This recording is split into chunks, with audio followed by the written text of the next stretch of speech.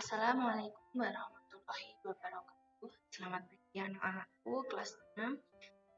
Mulai dari kelas 4, 6B dan 6C. Gimana kabar kalian hari ini? Dan semoga kalian dalam keadaan sehat walafiat. Sebelum kita memasuki materi hari ini, saya akan perkenalan terlebih dahulu. Perkenalkan, nama saya Isna Fitri Nurjana. Kalian bisa memanggil saya dengan panggilan Isna. Sini saya akan mendampingi kalian dalam belajar, khususnya pada mata pelajaran Tata Boga dan Tembang Jawa yang sebelumnya dibimbing oleh guru kelas kalian masing-masing. Mulai semester ini, mulai hari ini, Isna yang akan mendampingi kalian. Jadi besok jika Isna memberi tugas khususnya Tata Boga dan Tembang Jawa, kalian mengirimnya dan mengumpulkannya langsung saja ke hari ini kita akan belajar Tata Boga. Isna sudah menyiapkan materi bab 3, yaitu tentang penyajian hidangan. Tujuan pembelajaran pada bab ini yaitu yang pertama, siswa memahami penyajian hidangan untuk keluarga sesuai waktu. Siswa dapat memahami pemilihan peralatan makan untuk pagi. Siswa dapat memahami pemilihan peralatan makan untuk siang. Yang terakhir, siswa dapat memahami pemilihan peralatan makan untuk malam. Jadi setiap waktu dalam penyajian hidangan itu berbeda-beda, mulai pagi, siang, dan malam itu berbeda-beda dalam penyajiannya. Yang kedua, siswa dapat memahami penyajian hidangan untuk perjamuan. Yang pertama, siswa dapat memahami cara mengatur meja makan. Siswa dapat memahami cara penyajian makanan. Penyajian hidangan itu sendiri dibagi menjadi dua, yaitu yang pertama hidangan untuk keluarga, yang kedua hidangan untuk perjamuan. Hidangan untuk keluarga sendiri, jadi setiap anggota keluarga pastinya membutuhkan makanan untuk memenuhi kebutuhan gizinya. Untuk memenuhi gizi yang seimbang diperlukan hidangan yang dapat menjaga kesehatan tubuh dan dapat menunjang aktivitas sehari-hari. Menurut penelitian, porsi makan manusia idealnya adalah 3 kali dalam sehari. Waktu makannya dibagi menjadi 3, yaitu pagi, siang, dan malam, dengan jumlah porsi yang sesuai. Masing-masing porsinya berbeda-beda. Untuk penyajian hidangannya perlu pemilihan peralatan yang tepat, karena jika pemilihan peralatan yang tepat dapat memudahkan kita untuk memaksimalkan proses makan.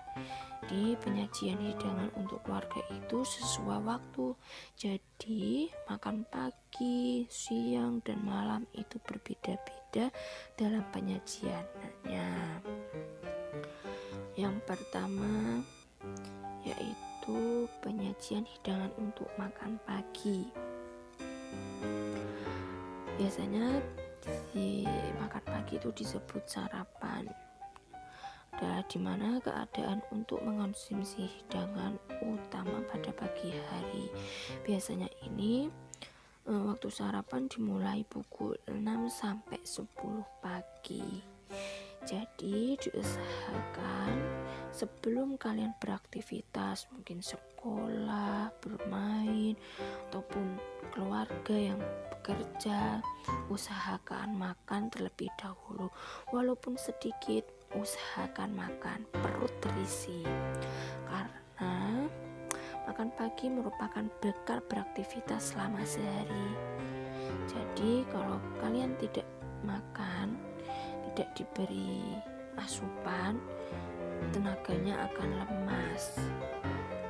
Kalian aktivitasnya juga akan terganggu. Makan pagi sebaiknya dengan menyantap makanan yang mudah dicerna, tinggi serat dan protein. Menu makan pagi biasanya adalah menu sederhana yang cepat dan cara pengolahannya. Beberapa menu yang sering menjadi pilihan sarapan atau makan pagi diantaranya nasi goreng, orak-arik telur, sayur, sandwich, roti bakar, dan sereal. Nah, yang biasa sering kita makan yaitu biasa nasi goreng, orak-arik telur, mungkin oseng. Selanjutnya, alat hidang yang digunakan untuk makan pagi juga cenderung sederhana. Biasanya dihidangkan dengan piring atau mangkok yang memuat seluruh makanan. Jadi satu mangkok atau satu piring itu memuat seluruh makanannya, mulai dari nasi, lauk, sayur, itu jadi satu tempat. Porsi makan pagi kurang lebih dari 20% dari total makan itu sendiri. Yang kedua yaitu penyajian hidangan untuk makan siang.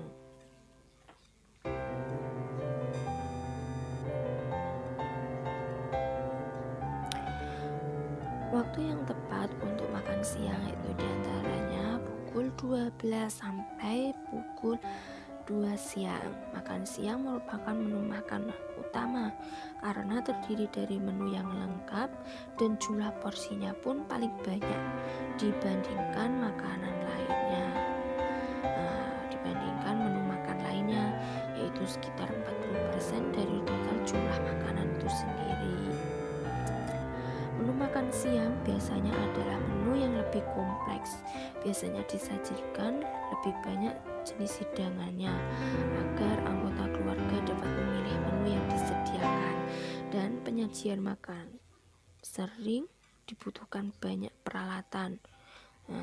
Dibutuhkan peralatan yang banyak, itu tergantung sesuai dengan menu yang dihidangkan, seperti mangkok untuk sayur yang berkuah, piring untuk lauk, dan seterusnya. Jadi untuk makan siang itu sendiri-sendiri, bukan satu tempat memuat semuanya seperti menu pada makan pagi. Kalau makan siang itu lauk sendiri, sayur tempatnya sendiri. Selanjutnya yaitu penyajian hidangan untuk makan malam. Makan malam yang ideal dilakukan antara pukul pukul 18 sampai 20, pukul 6 sore sampai 8 malam. Makan malam biasanya memerlukan waktu yang lebih lama dan tidak gesa-gesa karena sebagai sarana berkumpul keluarga. Makan malam berfungsi untuk menggantikan jumlah energi yang sudah digunakan tubuh bekerja setelah makan siang. Jadi setelah makan siang biasanya kembali bekerja dan itu membutuhkan banyak tenaga. Selanjutnya, menu makan malam biasanya sama dengan menu makan siang. Menu makan malam juga merupakan menu yang lengkap dan memiliki semua kandungan zat gizi. Jumlah porsi makan malam sekitar 40% dari total konsumsi makanan seharian. Cara penyajian makan malam juga tidak jauh beda dengan makan siang. Jadi, di antara 3 waktu itu yang berbeda hanya penyajian hidangan untuk makan pagi. Kemudian yang kedua, hidangan untuk perjamuan. Perjamuan makan adalah menghidangkan makanan untuk disantap bersama tamu undangan. Ini hidangan untuk perjamuan dibagi menjadi 2, yaitu prasmanan dan makan bersama. Saya akan membahas yang prasmanan terlebih dahulu. Prasmanan adalah cara penyajian makanan dalam pesta maupun restoran dengan meletakkan makanan pada meja panjang dan pengunjung mengambil sendiri menu yang diinginkan. Hidangan ini ditata mulai dari hidangan pembuka sampai hidangan penutup yang telah disediakan, ditata diatur di atas meja buffet atau meja panjang. Selanjutnya yaitu makan bersama. Jamuan makan bersama adalah jamuan makan di mana semua tamu yang diundang duduk melingkari meja yang sama untuk menikmati hidangan tersebut. Pada jamuan ini, makanan yang sudah di set up alat-alat makanannya sesuai dengan menu yang akan disajikan. Nah, adapun itu makanan pada jamuan makan bersama dibagi menjadi 3, yaitu yang pertama hidangan pembuka. Hidangan pembuka itu sendiri hidangan yang disajikan untuk memunculkan nafsu makan. Nah, itu dibagi menjadi 2 lagi, yaitu hidangan pembuka panas dan pembuka dingin. Adapun pembuka panas itu seperti sup atau cemilan yang rasanya cenderung gurih. Nah, selanjutnya untuk hidangan pembuka dingin, misalnya es krim, puding, atau koktail. Yang kedua yaitu hidangan utama, di mana hidangan utama itu menu utama, menu inti dalam jamuan makan tersebut. Biasanya berbahan dasar daging, unggas, atau seafood yang didampingi sayur dan makanan pokok sebagai asupan karbohidrat. Yang ketiga yaitu hidangan penutup, biasa disebut cuci mulut. Hidangan penutup ini dihidangkan untuk mengakhiri jamuan makanan. Biasanya disajikan diantaranya puding, es buah, cake, atau potongan buah. Nah, di sini Bu Isna mempunyai soal, nanti kalian bisa kerjakan. Nah, setelah mempelajari mengenai penyajian hidangan sesuai waktu makan, coba amatilah menu makanan di rumahmu selama 1 minggu. Amati pula cara penyajiannya serta difoto. Kemudian tulis hasilnya pada tabel pengamatan berikut ini. Nah, ini ada contohnya. Misalnya hari pertama, hari Minggu, tanggal 7 Februari, menu makan pagi misalnya nasi goreng dan telur. Cara penyajiannya yaitu makan bersama, dan seterusnya. Menu makan siang, menunya apa, penyajiannya apa, mungkin makan bersama atau prasmanan. Cara pengerjaannya yaitu yang pertama tugas dikerjakan di kertas folio. Yang kedua halaman pertama identitas diri, nama, nomor absen, dan kelas.